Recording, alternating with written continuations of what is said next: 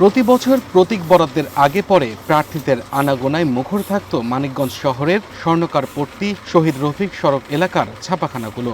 সবশেষ নির্বাচনেও প্রার্থীদের অন্তত ৫ লক্ষাধিক ব্যানার ও পোস্টার ছাপানো হয়েছে। তবে এবারের চিত্র ভিন্ন। এবারই প্রথম নির্বাচনী আচরণবিধিতে পোস্টার ব্যবহার নিষিদ্ধ করা হয়েছে। ফলে বদলে গেছে প্রচারের ধরনও। Banner, digital banner, leaflet, handbill, sticker এবং সামাজিক যোগাযোগ মাধ্যমেই হয়ে উঠেছে প্রার্থীদের প্রচারের ভরসা। প্রার্থীদের পোস্টার নিষিদ্ধ থাকায় বেশিরভাগ ছাপাখানাতেই কর্মচাঞ্চল্য নেই। এবার নির্বাচনকালে অনেক আমরা ভাবছি যে কাজ থাকবে, কিন্তু এবার সেরকম কাম কিছু নাই, যার কারণে আমরা বসে বসে থাকি। আগে নির্বাচন আসলে আমাদের ৮-১০ দিন কমসে কম রাত্রেও চলতো, দিনের বেলাও চলতো, কিন্তু আজকে নির্বাচনের মার্কা গত ২ দিন হয়ে গেছে, তারপরও আমাদের কাছে কোনো নির্বাচনে কাজ নাই। এই নির্বাচনে মনে করছিলাম অনেক কাজ হবে, কিন্তু পোস্টার হবে না, কাজ নাই, বসে থাকি এই আর কি। কাজ নাই, পোস্টার টোস্টার হইলে কাজ ভালো হতো।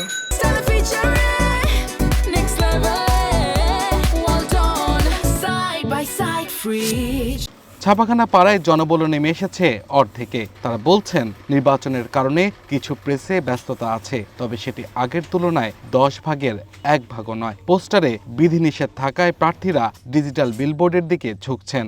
যেহেতু নির্বাচন কমিশন থেকে পোস্টারটা নিষেধ করেছে, এর জন্য আর কি আমরা কোনো কাজই পাইনি, আমাদের অলস সময় কাটাচ্ছি। আমরা ব্যবসাটা তো একটু মন্দা যাবে, কারণ পোস্টার যেহেতু ছাপাচ্ছি না, আমাদের মেইন বিজনেসটাই এইটা। দেশপট্টির যে উৎসব মুখর পরিবেশটা নির্বাচন কেন্দ্রিক, সেটা কিছুই নেই। আশা রাখবো পরবর্তীতে এই ব্যাপারগুলো মাথায় রেখে সংশ্লিষ্ট কর্তৃপক্ষ আমাদের বিষয়টা মাথায় রাখবে এবং যথাযথ ব্যবস্থা নেবে। আগামী ১২ই ফেব্রুয়ারি সংসদ নির্বাচনকে সামনে রেখে ২২ জানুয়ারি আনুষ্ঠানিক প্রচার শুরু করেছেন প্রার্থীরা। নির্বাচনী আচরণবিধি অনুযায়ী এবারে নির্বাচনী প্রচারে প্রার্থীদের পোস্টার ব্যবহার সম্পূর্ণ নিষিদ্ধ। প্রার্থীরা শুধু লিফলেট বা হ্যান্ডবিল ও ফেস্টুন ব্যবহার করতে পারবেন। তবে এগুলো কোনো দালান, দেয়াল, গাছ, বেড়া, বিদ্যুৎ বা টেলিফোনের খুঁটি, সরকারি বা স্থানীয় কর্তৃপক্ষের স্থাপনা কিংবা যানবাহনে লাগানো যাবে না। Abdul Al Mamun, one national desk.